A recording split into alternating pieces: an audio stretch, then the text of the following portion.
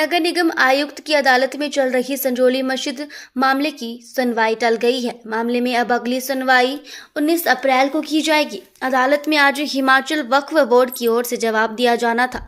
हालांकि Shimla bar council के एक अधिवक्ता सदस्य की मृत्यु की वजह से काउंसिल ने एब्सटेन कॉल किया था।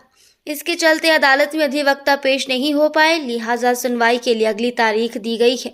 मामले में देवभूमि संघर्ष समिति के संयोजक भारत भूषण ने कहा कि बीते दिनों उन्होंने सरकार और प्रशासन की सद्बुद्धि के लिए आह्वान किया था। अब लगता है कि सरकार और प्रशासन को सद्बुद्धि आ गई है। पहले मामले की सुनवाई 26 अप्रैल को होनी थी, लेकिन फिर मामले के लिए सुनवाई 5 अप्रैल के लिए प्रोपोन कर दी। उन्होंने कहा कि देवभूमि संघर्ष समिति इस मामले में अंत तक लड़ाई करेगी।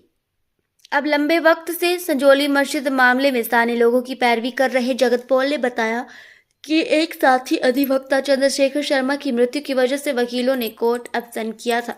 नगर निगम आयुक्त की अदालत को इस पूरे मामले का निपटारा 8 मई तक करना है। इस संबंध में हाई कोर्ट की ओर से आदेश दिए गए हैं। अगर नगर निगम आयुक्त की अदालत में इस पूरे मामले को 8 मई तक नहीं किया जाता है तो 9 मई को कंटेम्प्ट ऑफ कोर्ट की पिटीशन फाइल की जाएगी।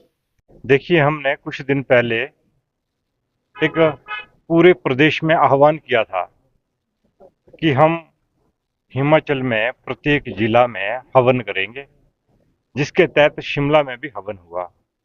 उसका शीर्ष था कि भगवान सरकार व प्रशासन को सद्बुद्धि दे, जिसका परिणाम ये हुआ, जो डेट 26 अप्रैल को लगी थी वो भगवान ने आज के दिन तय कर दी।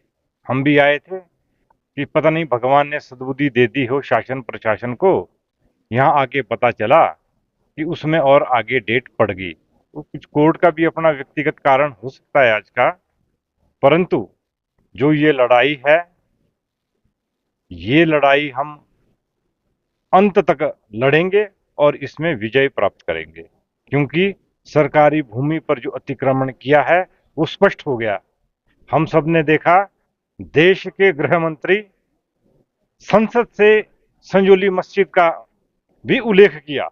वक्फ बोर्ड जब सेक्शन 40 खत्म हुआ, इसमें अमेंडमेंट हुए, तो मतलब जो आवाज हिमाचल की जनता ने उठाई उसको संसद ने भी मोहर लगाई। इस काम को अब कोई रोक नहीं सकता। माननीय हाई कोर्ट ने स्पष्ट कह दिया है कि आप इस 6 महीने में इसका 6 हफ्ते के अंदर इसका निर्णय कीजिए।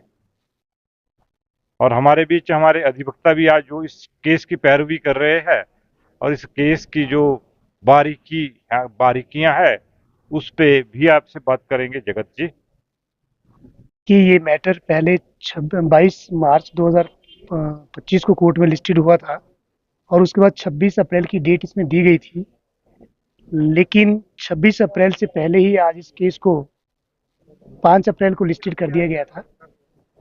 लेकिन आज हमारे एक जो मेंबर थे, जो फॉर्मर डायरेक्टर प्रोसिक्यूशन थे, farmer member of HP state consumer commission थे, चंद्रशेखर शर्मा जी, उनका निधन होने के कारण आज कोर्ट में अब्सटेन है, जिसकी वजह से आज केस की सुनवाई नहीं हो पाई और अगली तारीख जो है 19 अप्रैल इस केस में फिक्स की गई है।